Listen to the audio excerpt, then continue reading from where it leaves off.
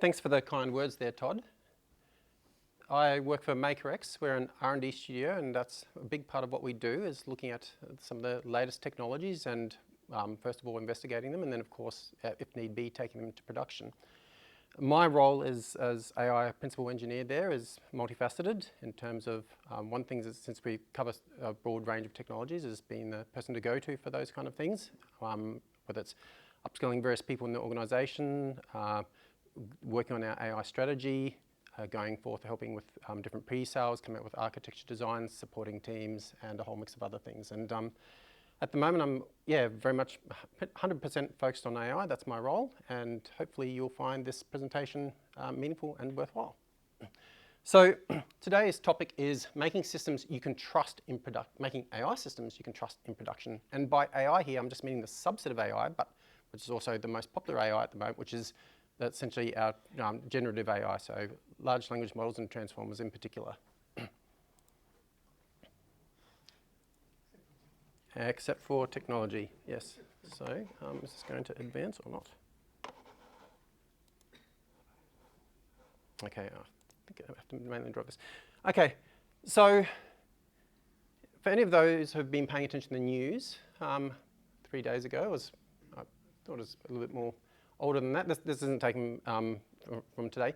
However, MIT released a study indicating that 95% of Gen AI pilots fail because of a number of reasons. It's a worthwhile study to have a look at, and one of the things is historically software development has not necessarily had quite as bad statistics, but depending on where you pull those statistics from, you can hear everything from 80% of projects failing in production. I'm not too sure what the real number is. I'm not too sure anyone really does, but as you can imagine, this is somewhat of an indictment on the current state of generative AI implementations. And so my goal here today is basically to, there's a little bit of depth to this study. I won't necessarily cover it, but it is worthwhile having a look to get an idea of some of the common problems here. But a lot of it's kind of tied into the fact that it's a relatively new technology. AI has been around for quite some time, but in terms of at this particular scale, not necessarily. And so you've kind of got a mix of people who are going and entering the space. You've got some who've got some familiarity with delivering AI systems into production or ML systems, and it's kind of a different type of pipeline with ML ops, etc. But there's a lot of people who are very interested in terms of integrating this with their existing software, or a lot of people who don't even necessarily have the benefit of having a software development background, such as most of us here in the room, who are going to go ahead and try and implement these systems.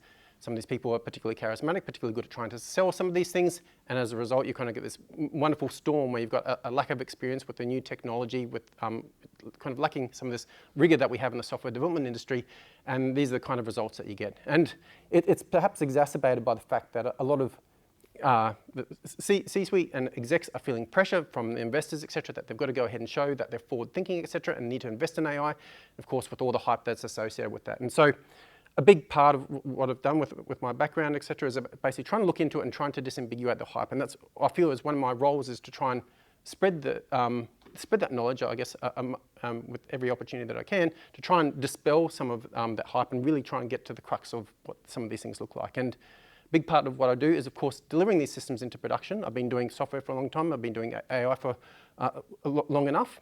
And as a result, I'm working with these things every day in terms of what I'm putting through to production. So, and I've found perhaps most useful is having that software development experience and then trying to find what the appropriate analogies that are not only in my mind when I was learning this initially, but of course being able to kind of share those with a larger audience. And hopefully by the end of this, when we go through here, you look at it, hopefully something will click. You'll see it's the same kind of patterns that we're trying to apply. They've just got kind of different names and slightly different purposes. And as a result, it should increase the success of your AI deployments, and not just that, of course, the trust in those systems as well. Okay, so the purpose of this talk is reliable LM-based applications, and in particular, how to avoid becoming another statistic. So hopefully, I'm sure all of you at some stage or another will be part of delivering such a system into production, and if we do everything right, you won't be part of that 95%. Okay, so this has got a lot of basics here for those working in software. I've just got a kind of very kind of high-level design of a simple app here. We've got a client of some sort with a browser, mobile app, or whatever that looks like. We've got some sort of untrusted input coming in because it's coming in from you never know, since it's not actually necessarily running on your system. But the difference here is we're actually dealing with kind of structured input.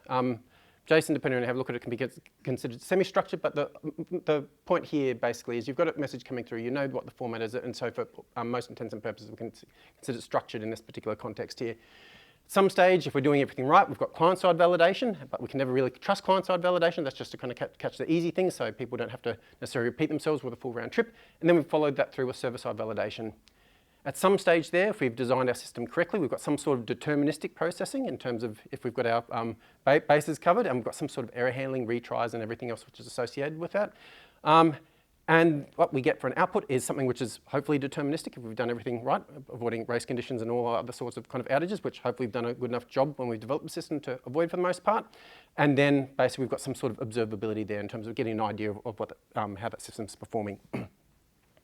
So the thing is, okay, we all know roughly what the high-level components are for software development and developing a basic kind of web app.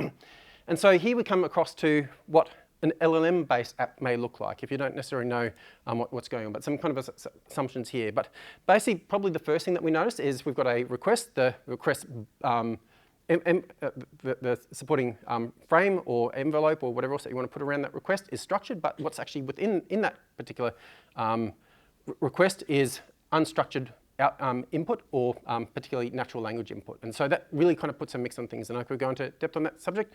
But the point here really is, with that natural language input, there's a lot of different ways to kind of say the same thing, and there's a lot of different ways to kind of word things which can't necessarily be taken apart as you would with a kind of a standard web application in terms of taking apart that payload.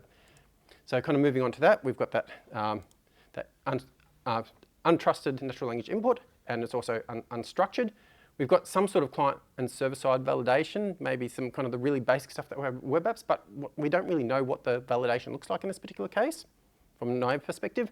Moving on, we've got some sort of non-deterministic processing, but the thing is since we've all developed web apps before, we know basic things that if we're going ahead and calling another service, we're going to have some kind of retries around that. We've got some kind of error handling if we're not getting the responses. So these are kind of basic kind of talking to APIs. We all know roughly how to do that. But in terms of what we're actually going to get out of that, we don't necessarily know. And then afterwards, we've got some sort of non-deterministic structured or unstructured output. And so what I mean by here, of course, you can go ahead and get the kind of typical natural language response. But the other thing that you can do with large language models, if everyone in the room is not necessarily familiar with it, you can also go ahead and emit structured output. And that's one of the ways that you've seen large language models over the last year or so start supporting things like tool calls or what else. If you're involved particularly early in the phase of this, people were trying to go ahead and make it emit either XML or JSON to go ahead and convert that to some sort of method call or whatever. So to be clear, you can produce structured output, and it is not all. You can produce structured output, but for the most part, when people are thinking of talking about with these systems, they're thinking about unstructured here. So yeah, we've got a couple of things here. And then basically we've got this kind of question mark around observability. We've got our basic app observability here in terms of we know when the service is down and various things with high level requests, but we don't actually have any kind of real observability in terms of what's actually going on inside, one thing inside the large language model, but secondly, in terms of, yeah, what's really kind of embedded in that prompt that we've received from the user. So as a result, we've got observability, but some sort of question mark around that as well. So I'm going to start talking, and the purpose of this is hopefully to kind of bring up appropriate analogies, and we're kind of using the similar kind of terminology here as well. And so the thing is one of the things that you can often put in front of an app is either load balancing, or you've got some kind of routing in terms of where you're going to go ahead and put these kind of requests. And pretty much you've got the same kind of story here, that you're actually able to go ahead and route your requests based on the contents of the prompt which you've received from the user. And so what we call this basically is something which has been around for a while. If you've been interacting with tools such as Siri and Alexa over the last few years, but especially before large language models were a thing, they had this kind of rough kind of functionality in there, but there's a little bit more nuance to this now. And so basically the point is not every natural language interaction requires a large language model. It might not sound obvious immediately, but there's going to be some particular cases where you can really understand that when the thing that the person's asking for, you can always come up with really kind of like a fixed type response in terms of how you're working with that. Or if you want to be a little bit more interesting with that response, you could go ahead and feed that fixed response you've got into a large language model to simply just get it to reword that particular response rather than actually processing the initial input. And so this is what I'm talking about when I'm talking about routing. And so now what we've got is this kind of concept that we've got I'm going to refer to as a hybrid app. We've got the same kind of thing here. I've taken out some of the details around these things. We've got the client coming through. We've got some sort of prompt from the user. We've got some kind of input validation. So I've got kind of standard validation there. So we're kind of talking about all basic things around the payload that we've received. We've got some sort of processing here. So we've got basically two kind of options now. We've got our deterministic processor, and so when referring to that, that is just standard code that we're talking about here. And then we've got our other one here, which we've got our undeterministic processing, depending on how you want to look at it. And then basically, once again, we've got the deterministic structured or unstructured output. So we've got like a fixed response, or we've got a generated response. And I've just omitted the observability thing from the time being. I will cover that later in the talk. It's just to make things simpler for the moment. And so basically what we really want to do is have some way to go through and work out what the person's put in to determine whether we put it through to our fixed deterministic system or to a large language model. And so this is referred to as semantic routing. And essentially what semantic routing is, you've got a fast decision making layer, and we basically use a couple of things, which is using semantic vector embeddings. I'll just cover that very quickly, what's involved there, to intelligently route user queries to the most appropriate models, tools, or responses without requiring expensive LLM calls. LLMs are quite expensive in terms of there's a lot of models that you can use that don't actually have any cost, and it's quite easy to kind of host in memory.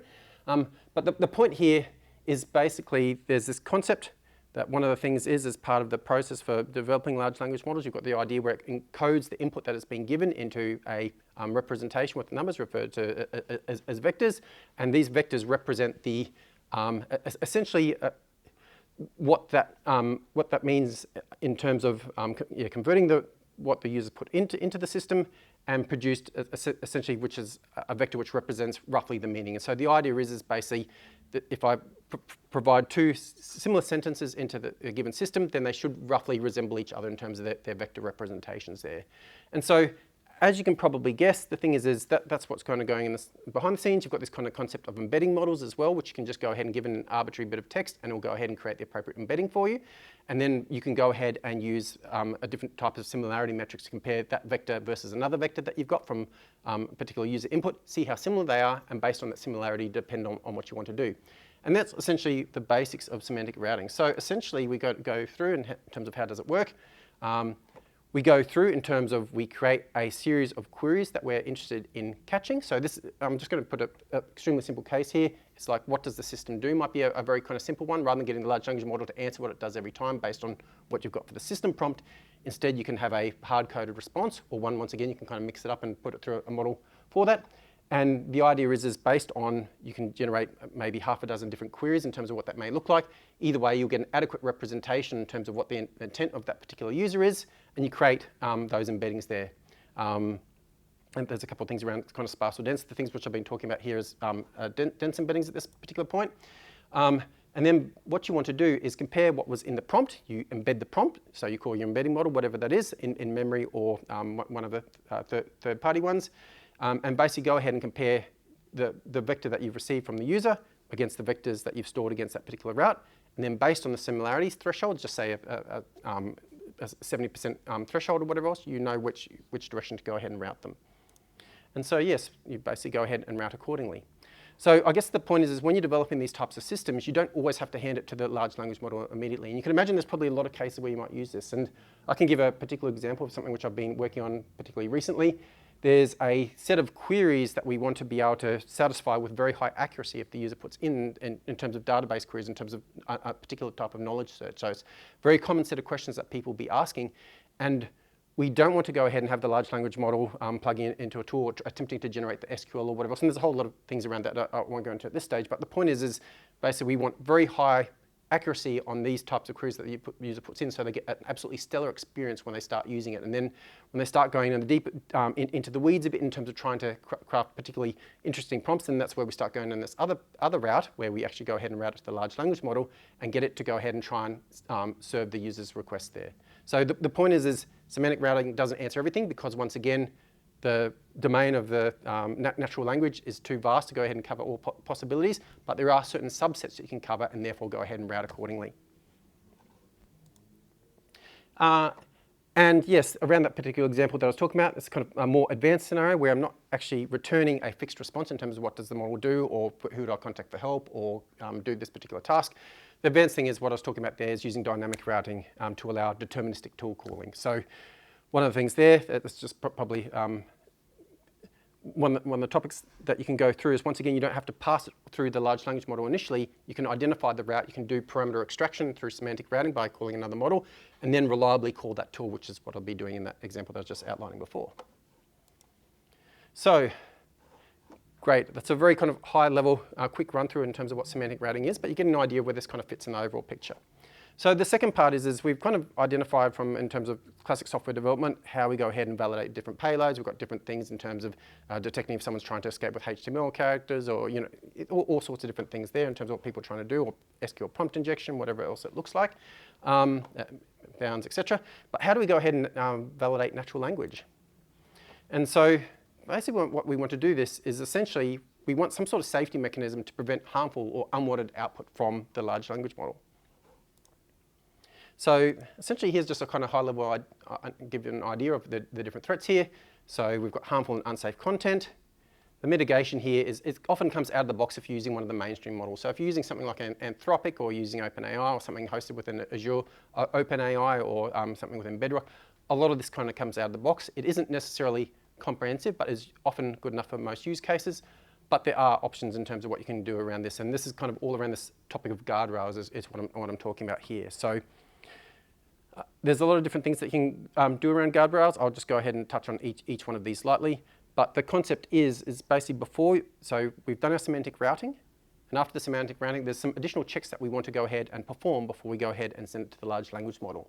And so this is where we're using our various guardrails for. So this often comes out of the box. You can often make a lot of assumptions about this, but you've also got the ability to go ahead and use a model which goes ahead and evaluates whether or not this is harmful content or not before you send it to your primary model. So all you really need is some sort of classifier, or some way to go ahead and classify this. Is it hate speech? Is it whatever else? I won't go into the different options here. But the idea is you get to classify that response in terms of a value of, say, 0 to 1. Where does it sit in here? And if it sits beyond a certain value, then you can go ahead and just simply reject and say, I don't engage in such conversation, for example, before, once again, wasting a round trip to your large language model to go ahead and trigger potentially a content warning further down and potentially a hostile response. Once again, you've got the similar kind of thing here, which a lot of people worry about. Prompt injection, jailbreaking, malicious code generation. So the thing is, there's all kind of different things here.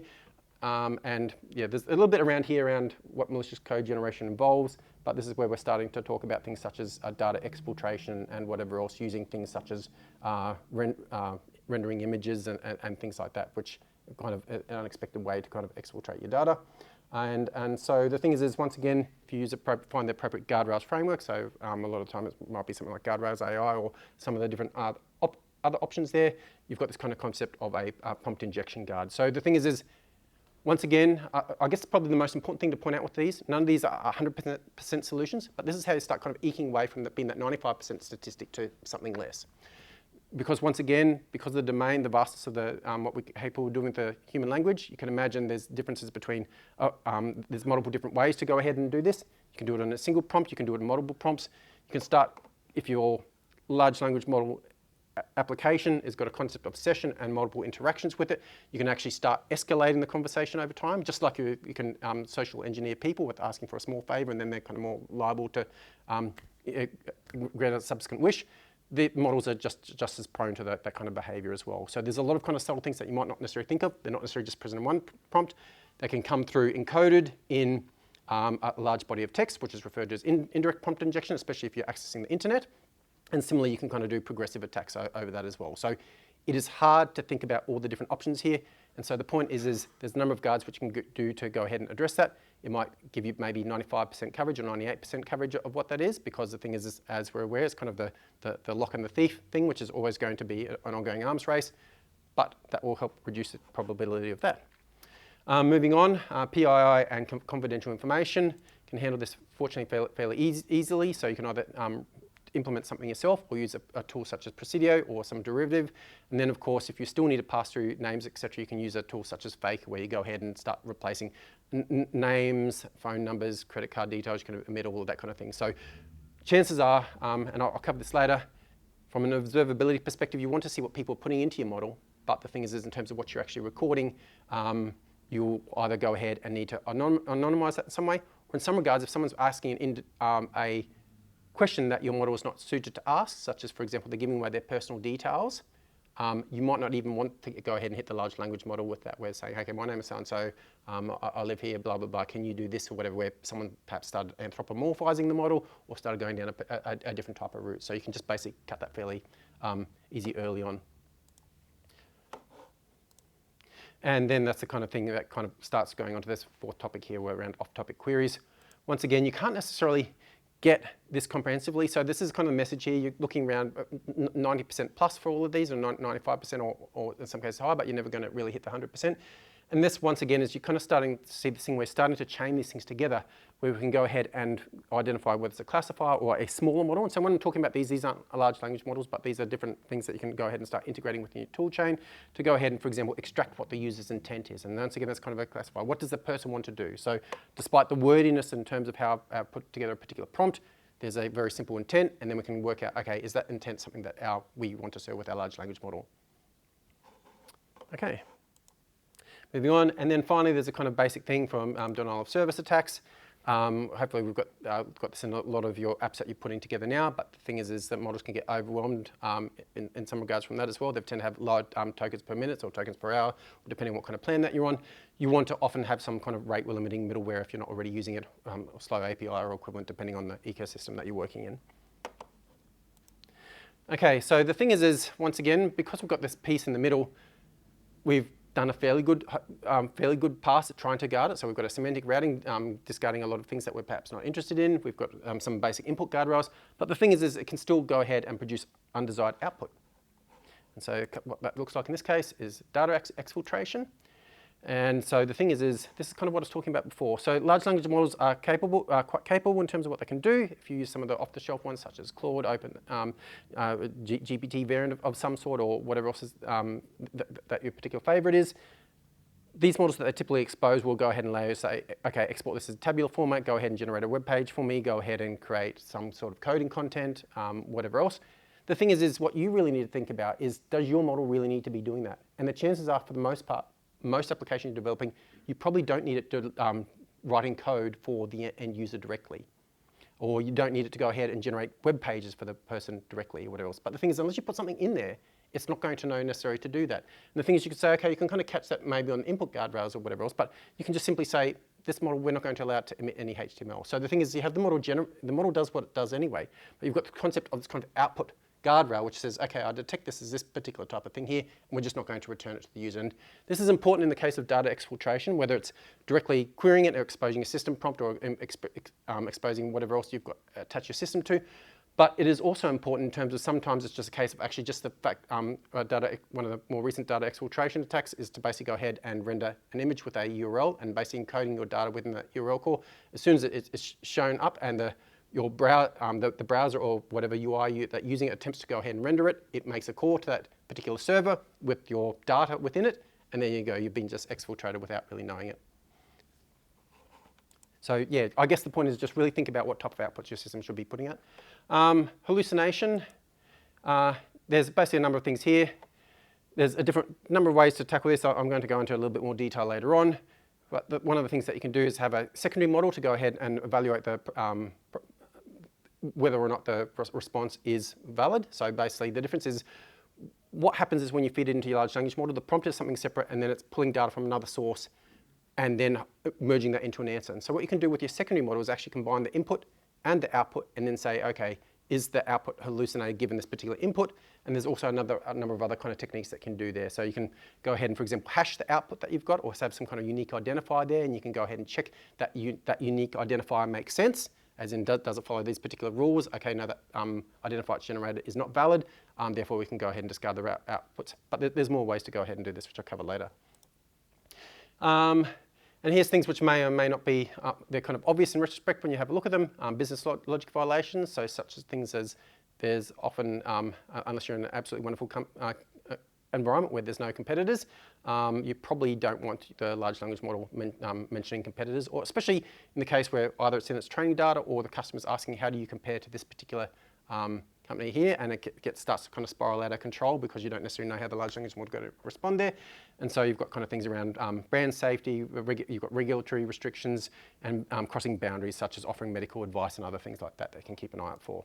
And so once again, there's kind of different things. You've got kind of string matching, you've got with fuzzy logic, you've got different sort of classifiers you can kind of run against this stuff. So essentially we end up with this kind of revised model here, and we kind of hopefully see these pieces start to come in together. We've got the prompt coming in, we've got our basic input validation, at which stage we've got our semantic router. Semantic router in the simple case, we go ahead and put it in a deterministic processor, so whether there's a business logic undergoing that, or we've got a fixed response, or we've got the other route, we've got input guardrails, it goes into the large language model, and then once again we've got the output guardrails, it goes ahead and generates the response and goes back to the client. Okay, so another popular topic. So the thing is that we've covered everything going into the large language model, but what do we actually want up to the stage of going into it? But what do we actually need to do to go ahead and try and hopefully have some kind of deterministic / trustworthy results when we're doing that? And so there's a field for, in this particular thing, it's historically been referred to as prompt engineering. The difference between prompt engineering and context engineering is more so it's kind of the greater picture in terms of what you're kind of retrieving from the data, how you're actually managing that. And the prompt is just an individual piece of the overall process. If you've got something just going over multiple turns and other things like that, it's not necessarily adequate to kind of describe what we're trying to do here. And so the thing is what we're trying to do is minimize hallucinations and maximizing relevance. So here's a couple of things here, and this is very much a fundamental limitation of the current way that models are designed, and this is not going to be easily overcome without a fundamental change in the architecture that drives them. And so this first one here is something referred to as the needle in the haystack. Hopefully just hearing that, it kind of gives you an idea what it is. But the point is basically you've got a large body of text that you're feeding into it, and you can imagine some of these models, such as we're talking about Gemini, which has got maybe a million token context window, or you've got, it's very common to see ones which are 250,000 or 250,000. The point is just like humans in terms of how these work, they're not actually processing all the data, because you just think about it for a moment, and this is just from a logical perspective. Even though there's been advancements in terms of how they go ahead and process the context window, they haven't suddenly gone from the initial thing with GPT 3.5 or whatever else, which had the 16K context window, I think it was off the top of my head, to suddenly go up to 1 million. Because the thing is you hear all this mammoth effort that goes into kind of training this thing, the size of the model, how much space it occupies. To go from 16,000 to 1 million is roughly 2 orders of magnitude, right? So the thing is these models aren't suddenly 100 times bigger that they're producing now. They're getting bigger, don't get me wrong. But the thing is to go ahead and do this processing and also have that kind of knowledge there, the thing is there's certain ways that kind of work around these things. And the point is basically, if you put in certain pieces of data within the prompt, it's going to go ahead and try and, you run this kind of evaluation across your models, it's going to try and retrieve these different individual pieces of information in a large body of text. And the fact of the matter is it just simply fails.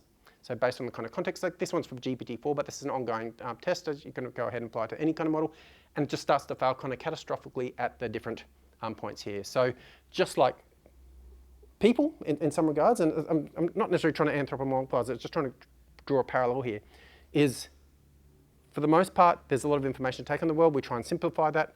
A lot of people want the TLDR, or what the kind of key takeaways is, and that's probably an appropriate analogy for what's going on here. So if you ever put together a report, you've kind of got this kind of executive summary at the start, you've got this big section of content which goes into the kind of detail of the different things which are done, you've got the summary at the end there, and this is very much in terms of the way that a lot of these kind of models work. So quite often context gets lost in the middle, and the thing is they don't necessarily have the high level of attention for every single detail that comes through.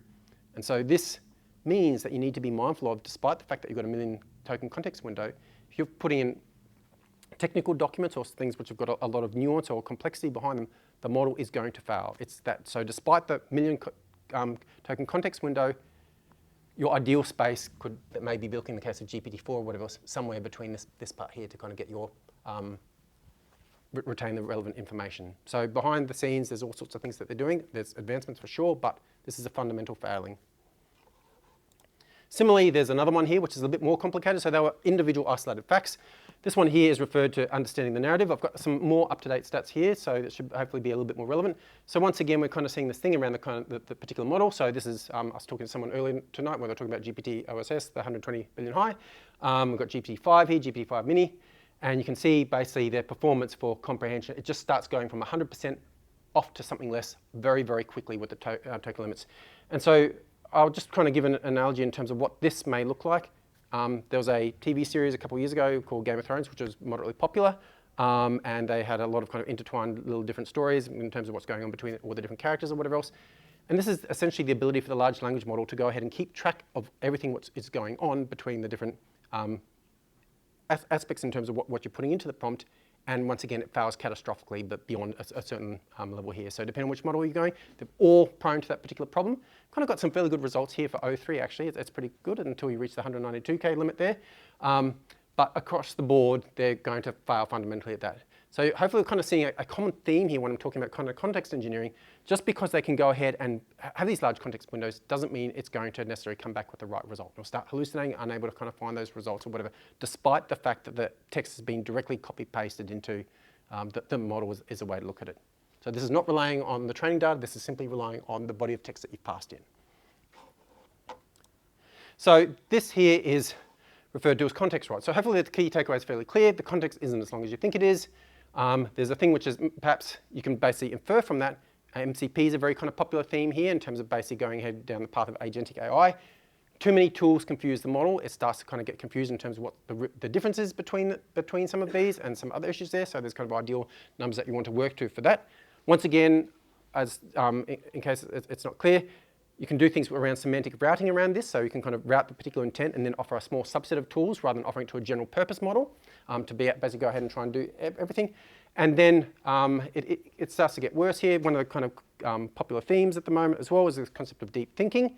Hopefully aim to explore that a little bit, but there's been multiple studies which have gone ahead to show that basically the models start to perform worse the more time that they have to think.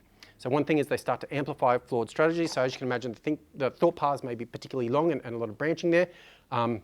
Basically, the thing is once that path has been traveled, it is very hard for the large language model to get out of that flawed path. And then they easily get distracted by irrelevant information. So the thing is you want to be short, sharp, and to the point when you're communicating with these things. So the thing is any kind of additional information that you're putting into it, sometimes the model will have a tendency to kind of fixate on that.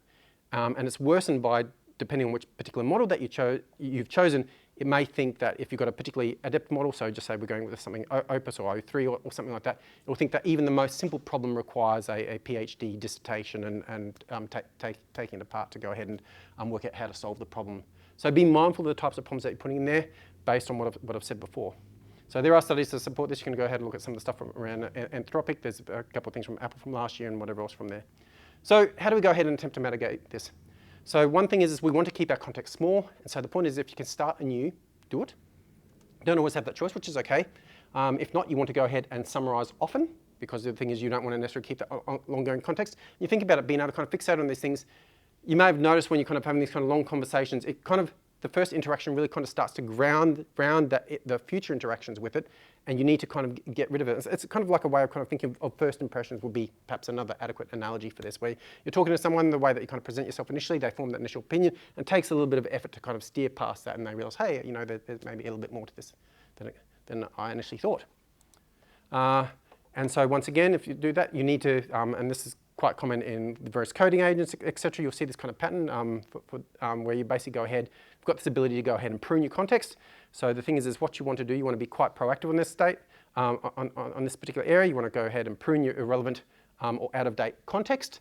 And this also kind of carries on if you're working, for example, in projects within Claude or you're resuming older conversations. You really need to kind of aggressively prune that. So one of the things to be aware of is, out of the box when you're dealing with a lot of these is essentially you've got a lot of freedom in terms of the models that are offered just through a classic kind of web UI. But the thing is that when you're designing these things, you need to be particularly mindful of this because you're typically going to be solving a general use case as opposed to the general use case. And moving on to this. And you'll see this kind of pattern if you have done much AI-assisted coding, is you want to go ahead and maintain a list of important points. And so this is a very kind of common pattern for successful agentic design, going through and saying, okay, what are the things that I need to keep track of? And there's a bit more that I'll go into agents when I cover some of this stuff here. So yeah, think of kind of a to-do list to, once again, remove that deep context and simplify it to know, okay, what are the most pertinent points that I need to pay attention to? And once again, from the too many tools, just try and limit the number of tools that you've got for a given interaction. Once again, there's multiple strategies for kind of tool calling and whatever else, but the point is only offer a subset of those at a time if you can. And once again, bear in mind, because of it's this kind of pathological behavior to kind of fixate on earlier behavior, it'll often, when you introduce a new tool, it might get a little bit confused in terms of should it be using the new one or the old tool, and so there's other things which are kind of associated with this. Okay, moving on. I can find my mouse. Okay, so probably, once again, I'm really for analogies. Hopefully this is kind of coming a bit clear here. So in traditional apps, CPUs execute structured code. In large language model apps, the LLM is the processor and prompts are the source code. So I'm not trying to say something divine or profound here in that regard, but the thing is what you need to think about is typically, it's, you know, we're speaking to software developers here, you're writing code and it's processing deterministically on a CPU or your server or whatever else it looks like. But the thing is these large language models, you've got very kind of little insight in terms of what's going on. And so what you are passing into it, especially when you're kind of talking about your system prompts and other things in terms of how you're preparing the context, are essentially the source code which is running on, and I'll use this term because it was used earlier, a black box from an earlier conversation I was having earlier tonight. So with that in mind, I get the feeling when I go through this list, a lot of people will be able to kind of answer these because we all know how to do good software development with what we do with source code. And hopefully the first one should be pretty obvious. We want our prompts to be version controlled, okay? The second thing here is we want to test our prompts as well, and I'll cover that in a little bit more depth later. We want to be able to, the other thing here, and this is interesting, which might not be necessarily obvious, you want to be able to trace their usage. So the thing is in those interactions, if you've got a complicated system, you're going to have multiple prompts, and you want to know which prompts were, not just which prompt was used, but which version of that prompt was used as well. Because you have a test, we're talking full production deployment here. We've got a dev environment, we've got a test environment, maybe you've got local, you've got your production environment, and you want to know which version of the prompt was used, and there's multiple reasons for this, which I'll cover later. And once again, you want it to be easy to access different versions. So a naive approach might be saying, okay, I'll just check it into Git and that's it. But the thing is you need to be able to kind of pull that out easily. So you need to start thinking about a different way to kind of store this and manage this. And there are tools out there which enable you to do this. Okay, so I've tried to give a little bit of information in terms of covering what's going into the system, what's going into the large language model, then what we're feeding into the large language model on top of that, and in terms of optimizing context and trying to get more deterministic responses. I'm going to go into some more kind of concrete use cases that many of us here may be familiar with. And so when I say effective RAG, for those who don't know, we're talking about retrieval-augmented generation. The concept basically is not all data is in the training data, which is understandable, and to make this very clear and unambiguous, a lot of your corporate private documents are likely not in the training data. In some cases, for example, Samsung a couple of years ago, it may well be, and there'll be other cases where people are using these tools and still feeding it in regardless. And so as a point, the large language model is not going to be answer that question without fetching it from some external knowledge base. So that's what I'm talking about when I'm talking about RAG.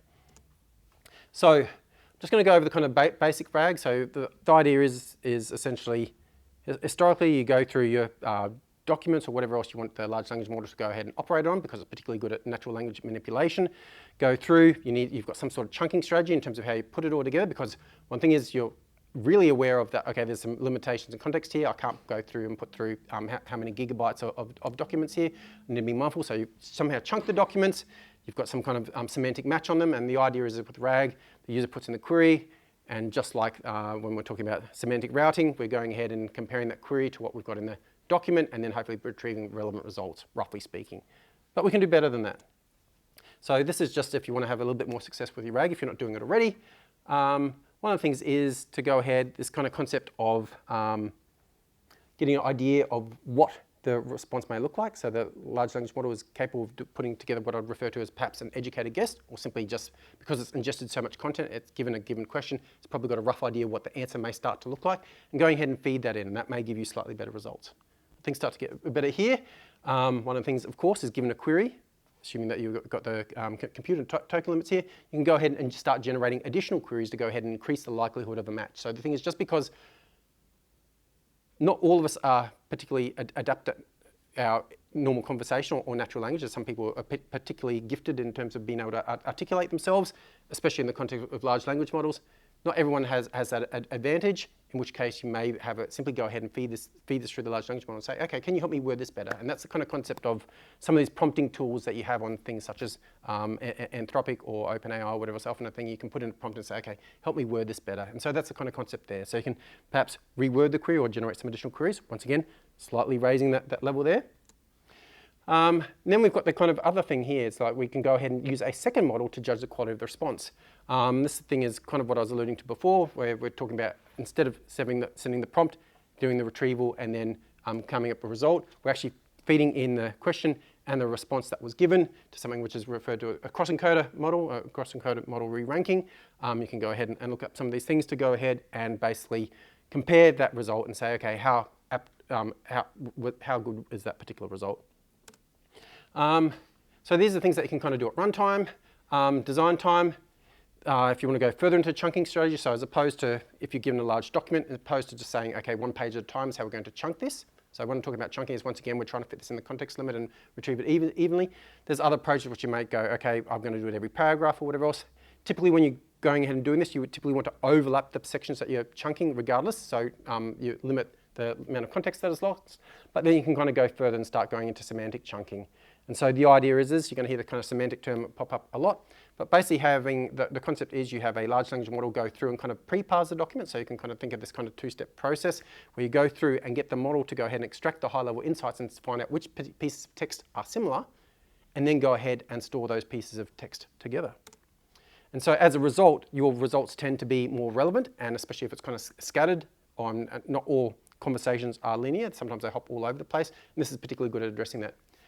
The other thing is basically, instead of just storing the vectorized version of the document, so the thing is you've got a paragraph of text and you say, okay, give me the vector representation of this, and then compare it with the prompt that the user's given me.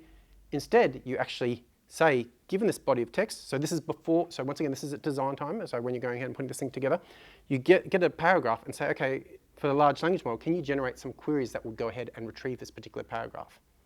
And then instead of embedding the actual section from the document, you go ahead and embed the queries, and so therefore when you do a similarity search, and when you're doing your RAG retrieval, the user's query is probably going to have a closer correlation with the prompt that the large language model has generated as opposed to the generated text. So once again, we raise that bar a little bit higher. Furthermore, if you're going kind of down the deep route, if you've got some kind of particular domain-specific cases and kind of terminology that the embedding models aren't necessarily familiar with and going to struggle with, so you're kind of thinking of some very particular industry or terms here, you can go ahead and look to fine-tune your embedding model. And then, of course, you've got the ability to kind of fine-tune the large language model if you want to go very, very deep into it. These kind of things I typically leave as a kind of a last option here. A lot of this will take you pretty far. And there's other techniques which will improve upon this. So this is improving basic RAG, as most people are familiar with it. And then we kind of go on to the next thing. So advanced. You've got some other things which have kind of come out recently. So we're talking about Colbert, and there's Colpally and Colquhoun, I think it is, for if you want to do images as well. And so basically the idea is with this, instead of storing an embedding of the result, as it were, you go ahead and compare every single token of it. And so because the tokens have got a similarity in terms of what they mean, so for example, try and think of one off the top of my head here, but the concept of, for example, okay, it's going to be a little bit stuck to do this one off the top of my head, but basically you've got a kind of concept of a particular type of animal, a dog or a pet or other things like that. So as opposed to doing like an exact kind of keyword match here, you're kind of matching the concept at the individual token levels. And once again, so the thing is I might use different wording in the particular paragraph or the section that I'm embedding. I can actually go ahead and embed every single token within that paragraph using Colbert, as it were, and then basically go through this process when I'm querying it. Instead of doing kind of classic embedding, I'm storing multiple vectors, a vector for each individual token, and then kind of doing a match off that, which will once again improve my retrieval. So at this stage, hopefully our basic naive RAG is going up a little bit, but it's got limitations still. So it's limited contextual understanding. Hopefully if you've done that semantic chunking beforehand, you're slightly further ahead. Cannot answer complex questions requiring information from multiple connected sources. Breaking documents loses important relationships and cross-reference context. So once again, the semantic chunking will help a little bit with this, but this can get a little bit more involved. There's some particularly hairy cases where you still have some issues. You've got no visibility into why certain chunks were selected or how they relate, because there's kind of a very naive parsing in terms of comparing vectors. The models can still hallucinate. And systems often retrieve semantically similar but contextually irrelevant chunks. So you may have experienced this when designing or working with RAG-based systems yourself. So we can even do better than what we've got. So this one, once again, might have some people familiar with it. But the concept here is something referred to as graph RAG. And so the idea is what I've been talking about in the context of the basic RAG is something referred to as kind of the lexical layer within graph RAG. So we're working with text. The idea is we've got a document, we've broken it up into multiple chunks. Hopefully we've overlapped the chunks, we've associated additional metadata with that, et cetera, to an extent to improve our results. So maybe the document title against the chunk and a couple of other things like that. And then we've got this next chunk or whatever. We basically say, okay, we can actually store the next chunk as part of the metadata within the vector database without using a graph database. But the point is what I've been talking about so far has been the lexical layer. So one of the things is basically if you use graph RAG, the thing is you can go through, and so when you're doing the parsing of the document, and I think I've got that here. Yes, okay, we've got it covered here. You're loading, first of all, if you want to do RAG effectively, you should be converting any PDFs, etc., into Markdown. Models are particularly good at parsing that. I'm just going to do a little thing for us at this stage, work at MakerX, and we've got a tool that we're working on this at the moment, which is going fairly well. You've got your kind of semantic chunking going on, and then basically you embed those chunks. And then basically once you've got your chunks embedded, you go ahead and you can look to extract the entities and relations from those chunks. So using a different model which kind of goes ahead and parses each one of those chunks and says, kind of a classic example here would be, just say we've got some sort of financial report for Microsoft or whatever else. One of the things that you could kind of infer for that is who Satya Nadella is the CEO of Microsoft, who's got these particular roles, what their revenue for the last year is or whatever else. And so as opposed to just kind of storing that in text format, the idea is you've got your chunk and then you can start having all these things connected to it and say, okay, it goes ahead and mentions that this particular person, Andreas in this particular case, and in that text we know that Andreas lives in London, etc. So you can start to understand that you kind of form this model behind the scenes in terms of, okay, what are the actual relationships opposed to this kind of naive semantic comparison. And then the last step of that is write the knowledge graph. Once again, if you just look up the term graph RAG, there's Neo4j, OntoText, and a lot of other ones have got some pretty good documentation over this if you want to get a little bit more familiar with it, but hopefully I've explained the context here. So whereas this one is still, once again, very much simple semantic vector comparison, this one is extracting the facts and working out the relationships between them. So as you can imagine, you can go ahead and query that appropriately with the appropriate tool. It's a lot more accurate, up to 3 times more accurate. So it's a worthwhile investment in terms of learning how this works if it's really critical that you do this right in your system. The difference is it's also explainable, traceable, and auditable because you can go ahead and navigate that graph to find out what choices it made. And it's also complete, so it's able to connect related information across multiple documents for full context. Because you've got the domain layer sitting on top there, the thing is other chunks which typically would not be linked together, and despite a semantic attempt, when you're working with multiple documents where your semantic chunking might not be able to do that effectively, you can go ahead and say, okay, well, Bill Gates was Satya Nadella was mentioned in this particular document here, on this particular one here. You can start to build up that particular graph, and so when you go ahead and do your retrieval on that, you can retrieve a lot more interesting facts with that. And similarly, you can answer much more in-depth user queries around that particular graph structure. Advanced, once again, so you can take one further step from graph RAG here for anyone that's interested. You've got this concept of semantic databases, and basically it's another level on top of graph. Something like Neo4j doesn't really seem to have this at the moment. That's why I mentioned OntoText before. There's a couple of other ones as well. And the idea is basically you've got this kind of 2-step process here where you actually start to have logic happening behind the scenes as opposed to semantic similarity and basic domain extraction there. Where you've got this concept of forward chaining where basically you can infer all possible statements you can get and store those conclusions that you find there. So instead of just navigating the graph, because you can imagine graphs can be, it can have a little bit of cost depending on how expansive your graph is, you kind of pre-compute the logical conclusions that you can have from this particular thing. So for example, someone is the wife of someone else and someone's a child of so-and-so, you can work out that the 2 children are, for example, brother and sister, and other kind of logical conclusions which aren't necessarily obvious if you're doing a basic naive semantic retrieval, or even just kind of these basic kind of graph type relations as well, because that won't, if it's not explicitly stated within the documents, that's hard to pick up, but you can go ahead and do a kind of another pass over that to kind of derive that.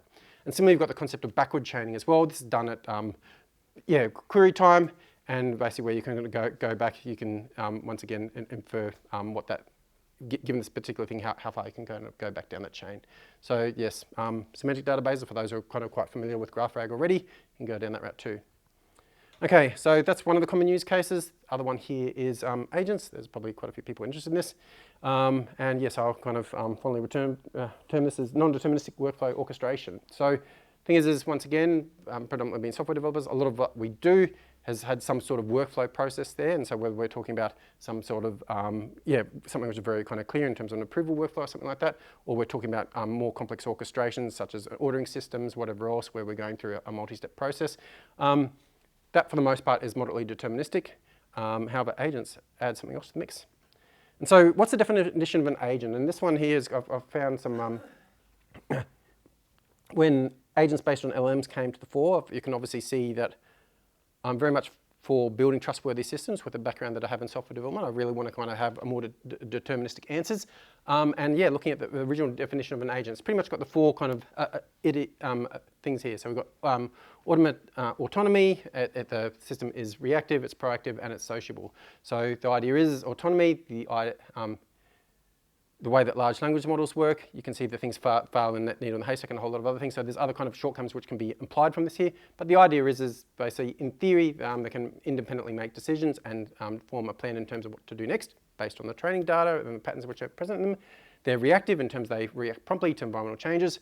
Proactivity, taking the initiative with goal-directed behavior. I think, to get the full scope of this, then there's going to have to be a lot more richer than the kind of primitive agents that we've got at the moment, where you've got a concept of oracles and real-world interactions, which is kind of work that some of the work that Meta's doing at the moment, and Google as well. And then you've got the concept of sociability, being able to interact and communicate with other agents and people. So we've kind of got a really kind of truncated version of this at the moment. We kind of meet all four of those in our current iteration of agents, but it's kind of really primitive, the stuff that we're working with. And as such, you've got to be mindful of that when you're kind of putting these things together.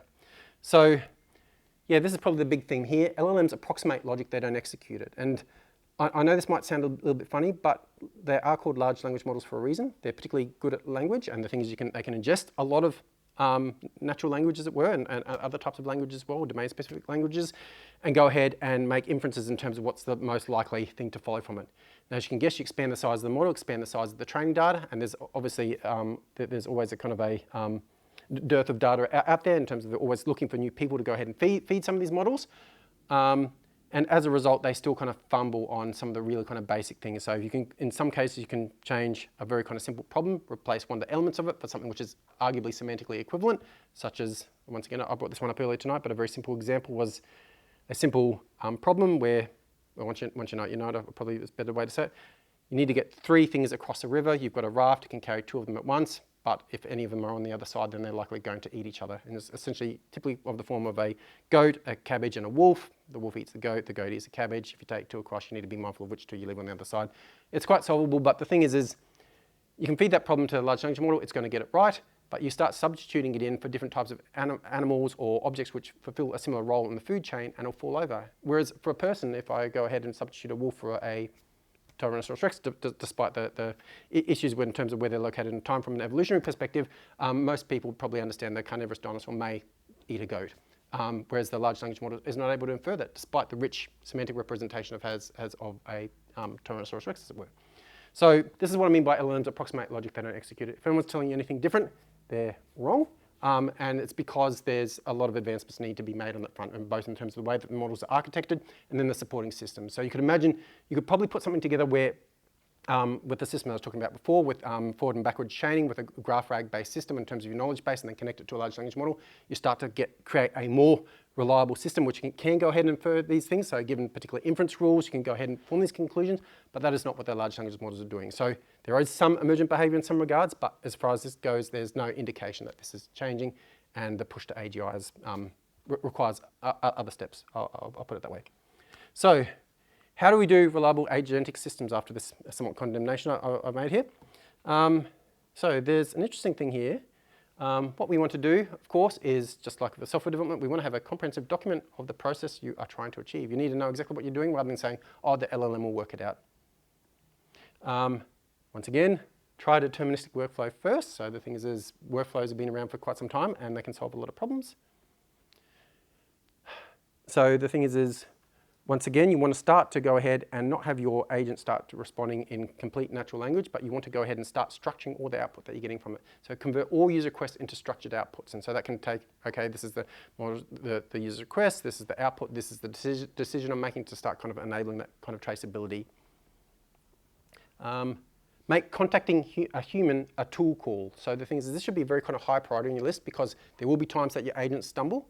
I hopefully kind of covered that when I was talking about context engineering before, about pathological behavior in terms of fixating on particular facts, multiple attempts to try and solve a problem. So if any of you have used AI coding, you've probably encountered the problem that sometimes it just kind of gets stuck in a loop, is unable to solve the problem. Agents don't magically solve that. It's the same system working under the covers, so you need to make this a priority if you're going to go full autonomous. Moving on, ensure your tool calls are secure, isolated, and run with least privilege. This is obvious from a software development perspective, but there's a lot of naive people going into the field who don't necessarily have this experience how to do these systems securely, and as a result, they might just go ahead and connect it to their company data without proper governance, which is a common thing that you see in RAG type situations, but it also applies to database in terms of partitioning. You know, can you do multiple copies? And especially if you're going down the route of really kind of vibe coding it, I guess would be, you know, using, okay, the large language model can create SQL, let's get it to run SQL over our database. Sounds like a kind of not necessarily a great idea as I've kind of worded it there, but you know, once again, there's some basic things you go, oh, okay, well, I'll just make it a read-only user, that's not as bad, but there's a lot of things which can kind of go wrong there. So be mindful of this in terms of how you partition your data. You want to be able to, just like classic workflows, you need to be able to kind of save your state and re-inflate them at any time and be able to reload it easy. It makes it easier to kind of debug and work out what's actually gone wrong in production, as it were. So you should be saving your state along the way, and then I should be able to kind of load it into my local environment or whatever else, re-inflate it from that state and see, okay, what was going on here. We need, as indicated from the pathological behavior before, we want to add loop detection and retry logic within our agents as well. And the thing is when it goes ahead and fails, we want to go ahead and record the failures and add that to the context as well. Once again, using summarization and other kind of techniques there. We want to use small specialized agents, offload to sub-agents. So this is kind of a popular thing, once again, for those who've worked with AI coding. There's a lot of reasons that they do this, but just because a model can seem to do everything, it still gets overwhelmed. Once again, alluding to my earlier point about context engineering. And so the thing is just because it's a smaller agent or it's not as capable as the other one, it doesn't mean it can't fulfill your task very well. And so a lot of times it'll perform faster, it will give you a quicker return. And a lot of the problems that we're asking the agents to do hopefully aren't immensely sophisticated and complicated, because I'll be wondering, like, why aren't you using a human in the loop anyway in some particular cases? Whereas simpler cases, maybe standard workflows, if it's just some kind of basic paper pushing or basic validation, then the thing is the smaller models are quite capable.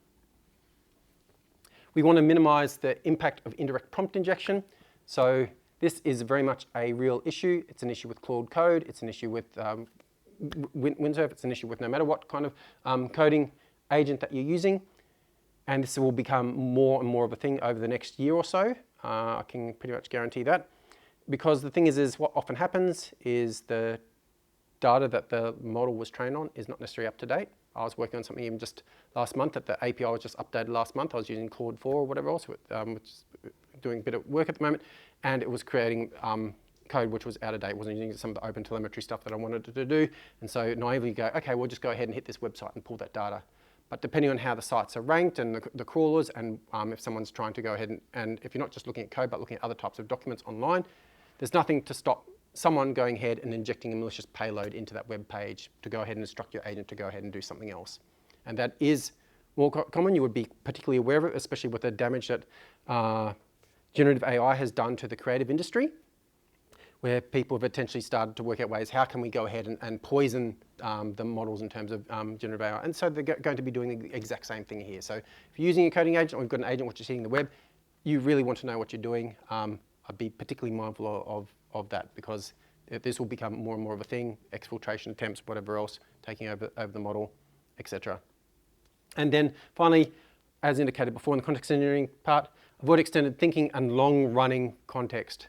You keep your context small. I can't emphasize this enough. So once again, it indicates more capable agents as opposed to large general purpose models for a lot of this stuff.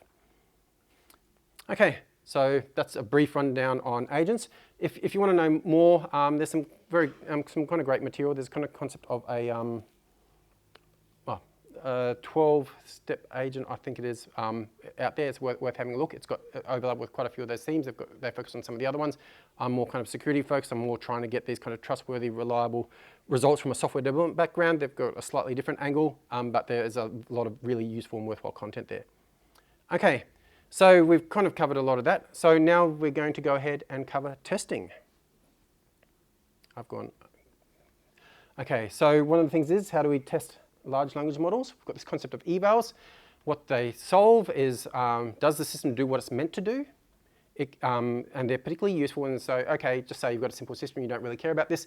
The thing is, if you're using one of the large providers, such as Anthropic or OpenAI, especially Azure OpenAI, for example, they churn the models every 3 months. They've got a slightly longer term life cycle that you can kind of sign into, but eventually the model is retired. Good luck trying to get access to some of the early GPT models on there at the moment. And the problem is when you develop this, the models are constantly evolving, and as a result, your responses, what you're getting at the moment is tied into a particular model from what you've learned. But the thing is, the model in another 6 months' time could be completely different. And I'll bring up GPT 4.5 as an example here. It was known to be particularly sycophantic, and as a result, would try and please the user in terms of the response it would give. And as a result, for anyone who's kind of on that upgrade path without the evals, they might not have detected that, and then they'll go through a world of pain, to put it mildly. So the thing is what you want to do is have a set of evals to evaluate what your model is doing, and then identify have the ability to identify regressions, etc.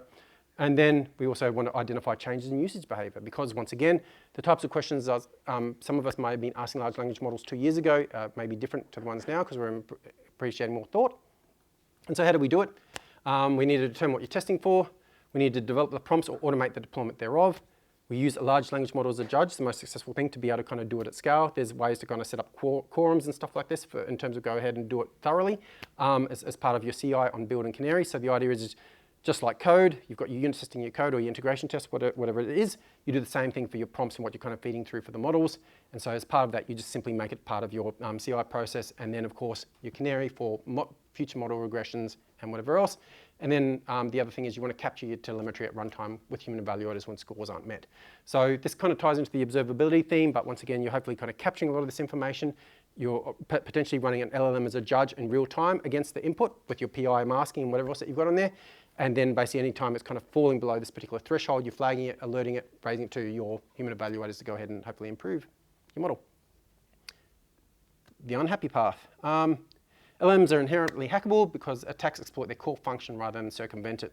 And probably put it in more simple words, good or bad, whatever an LLM is given is taken for granted. So the thing is the LLM, for the most part, is not going to be able to distinguish between me and Sam Altman in terms of the interactions with it. It's just got no real world context in that regard. So unless you can imagine just going in, he starts typing that, it's got no real world kind of grounding in that regard. And so it's just simply going to do what's fed into it. It's got nothing to kind of measure or compare it against except for its training data. So point here, and I've had this kind of discussion before, AI safety is not AI security. So security is a very different thing when we talk about ML. Safety is what we're talking about here in terms of is the model kind of doing what we expect. Because the model is doing it, it's performing its core function, so it's arguably correct despite the outputs that you're getting from it. So this concept from cybersecurity here, I'm not a cybersecurity expert, but the point is okay, we've got red teaming. And so what this is doing is testing the unhappy path. What does the system do when someone else goes ahead and asks your app to do something outside of its core functionality? And so this is kind of essentially a different side of evals here. And for this kind of thing, you either, depending on what field you're working, like medical, like I've been working on recently, where you go ahead and get a third-party experts in this particular thing to go ahead and assist you with this. But on top of that, you put some other things as well. And so when I'm doing this, even regardless of the context, I'm using a red teaming tool. So we automate the test generation because I lack the imagination to cover the vast array of different attack attempts that are out there. One of them is kind of, for example, progressive prompt injection, etc., which aren't necessarily captured in one. It's just infeasible. I can't do it at the volume that large language models can. And so once again, we use a large language model as a judge with human in the loop, whether things fail. We work out what our non-deterministic cutoff is if an 80% pass rate or 100% pass rate is what we're looking for these cases. And the point is to give you an idea, there's a couple of things that are identified in the OWASP top 10 for generative AI that you can have a look at, and depending on what your eval set is that you're running. But when I'm talking about this, I'm talking about not 10 tests or 100 tests, but thousands of tests. And each one hitting a large language model. You can imagine there's not part of your CI process where you kind of just press the button and it's done in 2 minutes. 1,000 LLM calls or 10,000 LLM calls or 30,000, which I've seen before, take a little while to do. It's probably not what you want to do on every dev build. So the thing is once again, you need to kind of think about this. You need to plan this in terms of when you're doing it. And then, of course, once again, perhaps have a kind of canary or a daily kind of process which goes through. These are all weekly or depending on what you're looking at. To test. And finally, the observability. This is getting really close to the end now. Yeah, you can't fix what you can't observe. Once again, ensure you know your PI requirements. You log, so once again, this, just to touch on it once more, we're talking about Presidio or a derivative or something similar to that. We're talking about something like Faker or whatever else to go ahead and substitute those in if you don't want to mask them. You want to log everything because, once again, you're not looking at the code specifically, you're looking at what's going in the large language model. You want to attach your version system prompts to what was actually elicited that particular response, and then you want to use evals to measure those responses, which I was alluding to before when I was talking about going ahead and running on your real-time data. So ideally, every response and flag those that fail your evals, put it to human as a judge. And that's it. So our revised model is essentially we've got a client, prompt, input validation, semantic router, happy path, which hopefully more deterministic. Otherwise, we've done our best to kind of avoid getting ahead in that 90%. We've got the input guardrails, large language model. We've got version prompts going into our large language model. We've attached the prompts to, we're observing the whole thing. We're attaching the prompts and the outputs to the, from an observability perspective, and we've hopefully got a happy response. They're the topics I've covered. If you want to reach out to me, I've got a fairly easy LinkedIn thing, Jack A. Watts. So you can just type that in, you'll find me. I work for MakerX as Principal AI Engineer, and I cover all things AI. That's it. We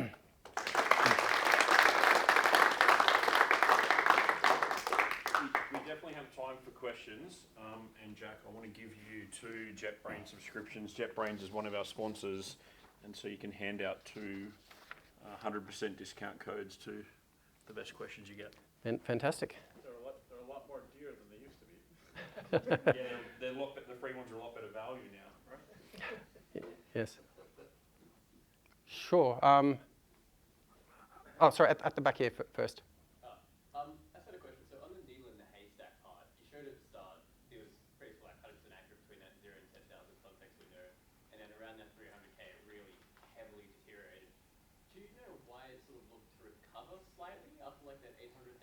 Is there any, like I just couldn't try and rationalize that in my head. So this It really linear on the degradation of it. Can you try and repeat the question? Sure. Okay. So the question was why does the performance it degrades so rapidly around the 300k, and then there seems to be a little bit of recovery. So it's a very kind of odd kind of curve that we're looking at there, where the expectation would be the drop-off might be linear or something that you can actually recognise as some sort of shape. It's interesting in that regard. So I touched briefly on this kind of topic of quorums before, and this is the problem with AI research at the moment. A lot of people kind of diving into the field of where else aren't necessarily got the kind of the degree of testing that you'd expect. And the whole thing is about these elements and the needles that they're kind of putting into there. Is it the same set of needles which is going to the same language model 10, 20 times and form a quorum on the result? Or is it kind of mixed needles, etc.? And so the thing is what you'll find in a lot of these kind of evals, you do sometimes get a little bit of variance or a little bit of noise, as it were.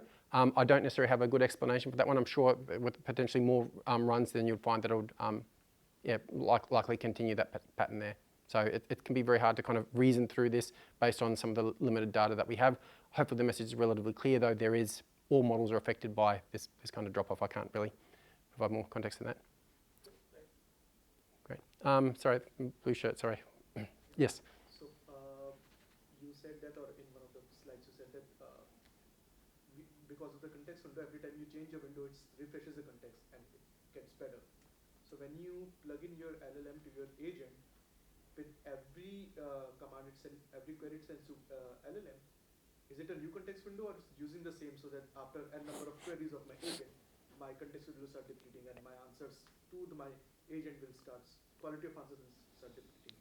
Okay, I'm going to try and reword it, but there's a part which is a little bit ambiguous to me, or perhaps I didn't quite understand it. So you're asking that when you're working with an agent, is the window always expanding? And so which agent in particular, an agent that you're developing, or what are we talking about? I'm making a swarm of agent which has multiple agents, and Oh, yes, okay. And agents, some agents have different LLMs, some agents different LLMs. Yes. Depending on the quality and the usability. So let's just say agent A sends a query to one LLM to solve its purpose, and after that it sends it again. So it's in the same context window or every time it refreshes? Okay, so it depends on the implementation of that particular system. So the thing is that there's models where you've kind of got sub-agents and the other ones where you kind of delegate to something else to kind of go ahead and solve the problem. The thing is, if they've done it right, it should provide new context, or if it's failed, then it'll basically go ahead and summarize the thing and request it to go ahead and do it differently. So it's implementation specific. So is there a way to control this, or ensure that every time it sends a query, it's a new context window so that the product or efficiency of LLM don't deplete? So it's just a case of what you're tracking for the context there. So as you're for something which is kind of your master, or where the key part that you've kind of started off from or whatever else, you need to be kind of pruning that context aggressively. So any of the agents that you're kind of putting together, once they've got their response, you're kind of working through that to-do list as in something has been done or whatever else, rather than going ahead and injecting all that context again. So the thing is you just need to be particularly mindful of the context that you're feeding across to these other systems, and it's really key to, I guess, how you design your individual agents. You don't necessarily have control of the third-party agents, but you do get to control what you put across. But it's kind of like the classic thing from a software development perspective as well. Some operations you think are only read-only operations, but on the other side, they've gone ahead and cached the result.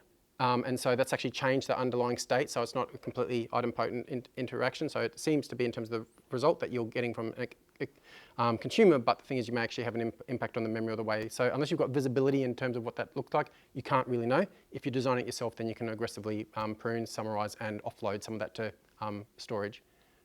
I have one more question, sir. Sure. So in your semantic slide, you were talking about the prompts and all prompts. So when I started building this swamp, let's just say I have a mega prompt. So is it better for me to give small sets of prompts, or one mega prompt which is more efficient? So the mega prompt will actually start to suffer from some of those things for context, and you'll even see it with implementation, some of the agent implementations as well. We've got people kind of begging the model and they're kind of reiterating particular points. Don't forget this, don't forget this, don't forget this. And so that's a sign that mega prompts aren't necessarily the way to go. So you need to be more specific in terms of what you're doing, using smaller models, smaller prompts. It's just the way to do it, because you'll often see that behavior there, and you'd think that if I tell it once, it should know, but that's not how it works. And so you improve your success rate by minimizing the data that you're feeding through. Stefan? When you start a project that involves an LLM, what's your process of evaluating which LLM you choose? Okay, so that's a great question.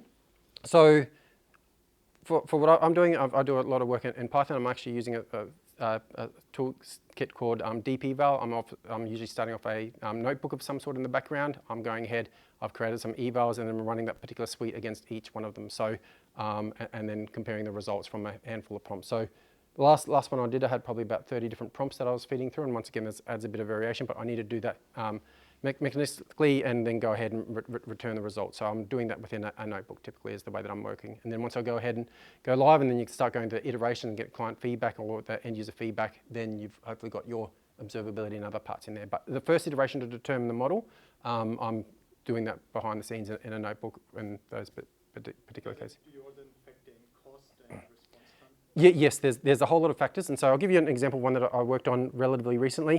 It was in... I can't necessarily share the domain too much, but the thing is that we found out it was taking too long to generate the responses with it was what was it? Yeah, 4.1 at the time, the full model. We actually found out that by comparing that, and so we had to generate a lot of responses to go ahead and create this final output that we're looking for. So we're looking at about 30 of them, and the user was kind of expecting to get kind of close to real-time feedback, but the thing is you start running into kind of issues with parallelism, token per minute, blah, blah, blah. And the point is basically with that, we found that GPT 4.1 Nano was inefficient, but we'll find it in the middle with Mini. So Mini was producing similar results. The accuracy was slightly less, but it wasn't important in this case. Like we're only talking about 1 or 2% less. The cost was dramatically cheaper. The turnaround time was that. So it's really a case of choosing the appropriate model for your problem. And just the thing as far as that goes with those evals, whether it's deep eval or something else like that, LLM as a judge, running multiple tries on that. One thing to be wary of if you're going down that particular route, don't have the LLM that's generating the response be the judge. They tend to favor their own outputs. It's just an interesting way to kind of look at that. Yeah, so in the semantic routing, Yes. do you store like a user query in the database, and when another query coming in, users compare the new query with what you store in the database, like a user query intent? Yes, that's roughly it. You don't have to use a database always. You can also do it in memory if you want. So the thing is, in semantic routing, often you can go okay with just doing it in memory, depending on how many that you want to compare again. The thing is, if you become too rich in terms of your queries, you kind of get a little bit of blurriness there, and you might run into issues. So you need to be often you can use in memory, but of course you can go use Pinecone, Weaviate, whatever else that you want to use there. Yes. My question's about frameworks and libraries. Mm-hmm. Like, just as an example, I just chucked semantic routing into Google. Mm-hmm. The first suggestion was semantic routing LangChain. Mm-hmm. So frameworks like LangChain, Llama Index, and these ones have a lot of inbuilt support for like Yes. agent dev, advanced RAG, semantic routing. Mm-hmm. Do you have a take on like frameworks versus building your own? So initially I had to do a lot of building my own because a lot of the stuff wasn't out there. Subsequently, I find some of these things, they start to get quite verbose in terms of sorry, the question was what's my opinion on frameworks versus doing something myself or using individual components. I found, I'm not going to make any comments about any particular things, but as soon as we start using the framework, from a software development perspective, you may be familiar with certain frameworks which tend to become quite verbose. They start to try and fulfill the kitchen sink. They've got a lot of noise. They start to try and push you down a particular route. And sometimes it's nice to have the freedom to control that. One of the things that I'm mindful of is whether it's proprietary or open source. And that's one of the things which factors into my decisions. And also having a visibility of those individual pieces I want to do. And I also want to make it that I'm not necessarily kind of always bound to a particular platform, because a lot of these things are actually quite easy to do if you kind of do it from scratch. I'm not saying you should, but sometimes you can be kind of more pointed in your approach rather than being kind of closely tethered to some kind of third-party thing which may have appropriate charges, especially when we're talking about like observability platforms and all those other kind of things which come along with something like some of those products out there. Trent? An observation and then a question. In the section of doing the semantic routing into the deterministic processor super reminds me of the frequently asked questions sections of websites designed to stop people actually calling a human. So yeah, that was amusing. The second bit is you mentioned trying to keep agents or sub-agents small. Does that include what MCPs are attached to the agents? Yeah, exactly. So the analogy there, I use the word tools, but it's the same kind of concept for that. Once again, you need to be mindful of there are limits within MCP in terms of how many tools you should have available, and they're there for a reason. But not just that, you should be, so there's multiple ways of working in the agent space. If you go fetch the top X agents for this particular, top X MCP or whatever else for this particular problem, you can start running into problems there. So once again, that ties into kind of context rot once again in terms of how these are actually fed in terms of disambiguating the description of the tools or whatever else. You're just kind of adding to that context.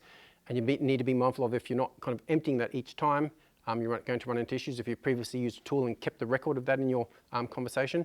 But even just in general, you really need to be mindful of probably no more than a handful at a time seems to be a pretty good measure for that. Yes? I guess I'm not sure if it's like a question to ask, but when you talk about context, I guess that's still like kind of a gray zone for me. Like I think context is very easily to appreciate if you're asking about something you know and you can tell when it's going on. But if I'm like asking one of the LLMs, like if something about I don't know, and then if I ask it to clarify a question, then like how can I tell? Is there like a rule of thumb, or is there a way I can tell when it's going off context? If I don't know, if I can't identify, is there like a rule? Like will it start? If my answer is so many tokens, will it start shaving tokens off the top?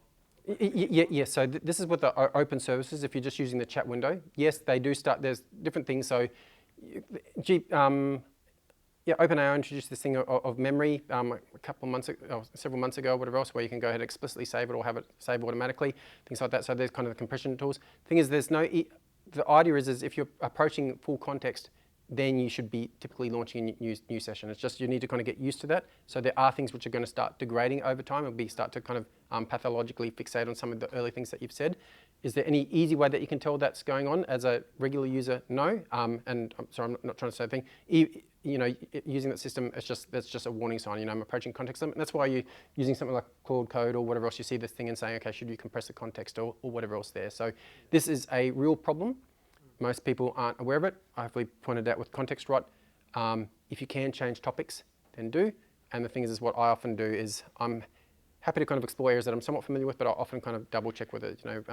If I'm following something with Perplexity or some other kind of tool like that, I often still kind of click on the resources to get an idea of it, because Sometimes it's a case which I know is very well covered and it's probably going to come up with a good explanation if it's just a domain that I'm not familiar with. But if it's something which is more specific, then I will always be checking my sources. And hence this kind of concept of, for your output guardrails, going ahead and checking provenance, tagging things from a RAG perspective, etc. there. So it is really important. There's no easy way to check as an end user. Just be mindful of the context is probably the best thing that I can say for you. Ben? I'm interested in evals because I haven't looked at it yet. I wonder what in a system that you're shipping to production, what are the evals? Are those unit tests that pass or fail, or is it rather a benchmark that has a certain number of points? Okay. So this is the thing. So this really irked me when I went into the field because I'm keen for deterministic results. Hence, I tend to test fairly well when I do software fairly well. I'm sure there's a lot of people who do things better in that regard. However, yeah, it's called non-deterministic testing for a reason. Especially when you start using an LLM as a judge as well. You're going to typically get a score between 0 and 1 is how most of these things work. And then based on repeated behavior, you kind of get an idea is like, am I happy with a 0.8 here or whatever? So it is ambiguous. It's terrible in that regard, but it's the best that we've got. And how do you manage the client expectations with regard to that? So that's the thing. It depends on the application. A lot of people understand that large language models have their faults from just regular interaction. I'm just going to keep saying ChatGPT because that's what most people are familiar with. I mean, talking to a broader audience. And yes, it's a lot of framing in terms of what I said there, in terms of where different things go wrong. So there's some particular tasks which I find it particularly good for, but this is kind of an overused term, but there's a reason it's there. So Microsoft started off with the whole kind of thing with a Copilot, indicating it's not the primary thing responsible for all interactions, and this kind of concept of a human in the loop, etc. And then you would have seen with calling a human as the first citizen tool call for whatever agent you're putting together. So the thing is with the way that large language models work at the moment, because they haven't got these, because you can imagine with training data, it's a lot of training data, to build up that particular graph RAG type situation that I outlined there, it would be large, to put it mildly. So the thing is going to be multiple orders of magnitude larger than the training data that's gone into there. It's just infeasible at the moment to do that. There's different types of models which do actually integrate logic as well as that, and just trying to think of the one off the top of my head, which has particular success with that, which only needs like 1,000 it's a lot smaller than some of these other ones. It performs similar to O3. I can't think of it off the top of my head. To look it up, I'll be able to tell you later. And so there are particular model architectures which are going for that, towards that angle there, but it doesn't appear to be the mainstream ones that are pursuing that. So there's obviously ongoing research there, but the thing is large language models by themselves do not have that capability. They're therefore, yeah, once again, kind of reiterating that topic, there's a fundamental change in architecture and arguably supporting systems. And I get the feeling, I could be wrong, but with the concept of the model router that was one of the kind of main features of GPT-5, is they're kind of acknowledging that, and I think that it'll be a case of having to kind of build these tools around it. So the reality is it's not going to give you 100% certainty, but there's many use cases that will perform very well. And yeah, it's just a case of identifying what those are. But in terms of having a fully autonomous, fully agentic system, I do have my concerns about, there's other issues from a social perspective as well, but these fully autonomous agents, whether computer use agents or full web agents where you're kind of feeding in your credit cards and whatever else like that, there's a lot of issues there, and they can't be solved by just using large language models as they are today. Yusri, you had a question? So have you faced any practical use case in which you needed to tweak the LLM temperature so that you can achieve the final outcome? Yes, depending on the context. If it's more creative, obviously you're kind of edging your temperature up. Otherwise, you're kind of monitoring into more reliable factual responses. So often I'm finding myself setting things pretty low. I may have missed something, but building on megaprompts and the semantic router, I'm just concerned about context loss. So taking use case, I'm asked a question of, give me all the appropriate insurance policies for under 25, and the semantic model routes off to deterministic and comes through. And then the prompt response is, give me some further details about policy A. Yes, that's good. Through, then and it goes through the large language model. The context about under 25 is lost in the equation, or is there a session binding to the... So that isn't, I won't dismiss it as implementation detail, but it's more so how you go ahead and implement the system there. So I'm working on a similar system like that myself at the moment. We've got the semantic router routing some of these kind of high quality, high priority queries there, and we're feeding the results back. But the thing is, we've got kind of links to additional pages and additional filtering rules that we've got on there. And then we're going ahead and we pass that to the language model as a response. But we're actually putting it forth as a structured output. So once again, when you're working with these, you always want to work with structured output. We've got the original data there, we've got the LLM response plus the interpreted data there, and plus other things to kind of navigate further into that. So it's got to give them the context, and perhaps the next one will go to the agent, but I'll also have that kind of context linking, whatever else. It doesn't come through to the user per se, but it'll go into whatever we're using for context manager. Session affinity to the users and the prompts and the semantic router, there's nothing there. It's more stateless one, as in here's another query.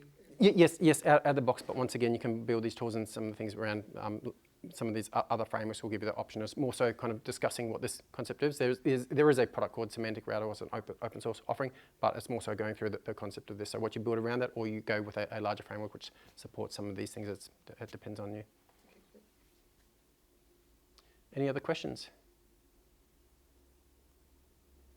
Sure. I'm just wondering if you were dealing with numbers, let's say, if you had lots of tables of data and things like that, would you recommend basically to stay away? This is really not the right tool to be. Like, could you ask it to say, when this thing is live with this, if these two values are bigger, tell me. Or is that too non-deterministic? You're always going to So that's I don't know if you'd describe. It'll be some sort of formal language, I guess, that you're kind of talking about there, as opposed to, like, don't get me wrong, there's a lot of different types of language that the models understand, but they're not optimized towards math, as it were. So they'll be using kind of different kind of function for that. So whereas you could go ahead and extract details for that kind of thing, I'd be doing a tool call to add that kind of certainty there. So there's nothing wrong with offloading a lot of these things which the models aren't optimized for to another tool and integrating that accordingly. And so this is where you can kind of really see these agentic systems kind of build up. You have a basic thing there and it just goes on and says, okay, I'm going to call this particular thing to do that. So yes, the question there was, numerical comparison, math, etc. How suitable are the models for that? Yes? Just a little follow-up on that one. I've seen some patterns where when you have like numerical comparisons and math-based stuff, you can get the model to write Python code. Yes. And execute the code. Mm-hmm. Is that like an emerging pattern that's sort of... That's the emerging pattern that Anthropic have been using for a while. I don't use OpenAI enough. Their general offering in that regard. But yes, that is one way to kind of offload it. So you'll see that kind of pop up over the last couple of months. There's been a couple of things saying, realize I can't solve this. But you need to be mindful of that's been fine-tuned into the system to say, when you can't do this, then do that. Whereas the system normally would try and answer it. So you can see it's kind of like whack-a-mole in terms of what they're doing. This is why the model's not sustainable, because there's almost there's not quite an infinite number of variations, but there's high enough that it's not really manageable for us to do so. And they're always kind of patching these things and trying to put in these logical behaviors. But there's a way that I could word that same question that it won't go ahead and launch the run the Python code or JavaScript or whatever else is to go ahead and do that. But that is a pattern that is starting to emerge, but that's essentially your kind of tool call there. But once again, it depends on the problem and how well is that code going to be able to solve it. So some cases, yes, it's quite simple, but maybe they should have just plugged in a calculator too, right? Just on that, so I've been playing with Gödel machines that allows AI to write self-improving code to help it learn itself to solve some of these kind of problems. So there are available open source libraries for stuff like that, but it's an emerging pattern, and there's benchmarks that say, can't solve the problem, but I can write a program that solves the problem. So I think with these self-improving tools, that's how we can scale machine learning faster. Yeah, I guess the key takeaway is, there's a lot of research going on in a lot of different areas for trying to tackle some of these problems, but it's a fundamental model limitation that people are constantly trying to patch things on top of to deal with, as opposed to changing the fundamental architecture change, which needs to kind of take place to do this effectively. Any other questions at all? A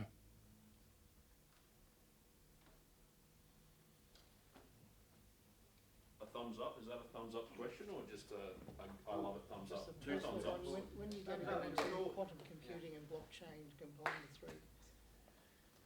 All right. Well, look, I think it's getting late. It's almost 7:45, so we'll finish up there. Jack, I would love you to give out these 200% discount JetBrains codes to the 2 questions that you felt. And if the person already has if you already have like a whole JetBrains pack and you don't want it, just let us know and we'll give it to the next person. So, Sure. Yeah. It's like the suspense of where's he going to go. There you go. Great question. Nothing wrong with having a general question. Are you interested in the code? Oh, no, yeah. Yeah, cool. Sweet. JetBrains just went up in price a bit, so yeah, it's a great way to try out Rider or WebStorm or DataGrip or ReSharper or I'm just trying to think of ones rather than just I do like agentic questions. I think we just put our hands together for Jack and MakerX one more time. Great. Thanks. Just stand here close by. I'll just give a couple of quick announcements and then we'll finish up. So next month is at Microsoft, 2 blocks up the street, level 28. I'll update the meetup so that it's got the address. I just can't think of the exact street address right now. 400 George Street. 400 George Street, thank you very much. So 400 George Street, level 28. And we have a YouTube channel. So this was live streamed, as you can see on the YouTube channel. I post-process the videos and put them up on the YouTube channel. So I can see some people taking photos of the slides, but you can go back through on the YouTube channel and you can get all of that information and links to Jack's LinkedIn and links to MakerX and Jack's email address and all of the content.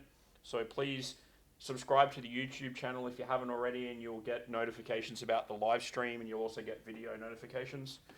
I just want to run everyone. DDD Brisbane, December 6th, $49, an entire day conference at QUT.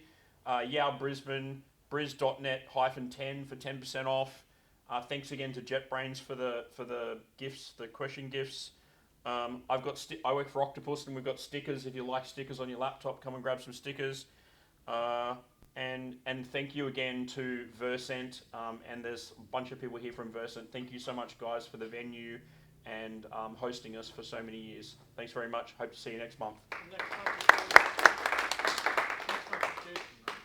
Next month is Jason Taylor, if you guys know Jason. Jason's a Microsoft MVP, and he's talking about .NET Aspire. So if you're interested in Aspire and you know Jason, please come along next month. Cheers.